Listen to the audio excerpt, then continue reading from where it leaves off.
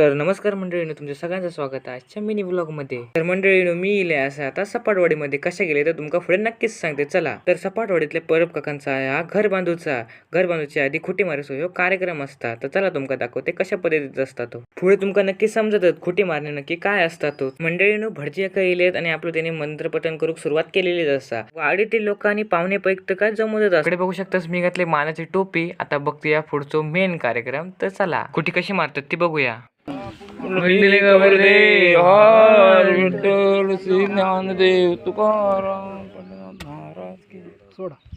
तर बघलाच मंडळीनो, खुटी मारूचो कार्यक्रम झालेलो असा. मानाचो नारळ आणि पाकिट घेऊन मी चाललोय घराच्या दिशेन. माझ्यासोबत आमच्या वडीतले हेमंत काका पण आहेत, हे बघू शकतास.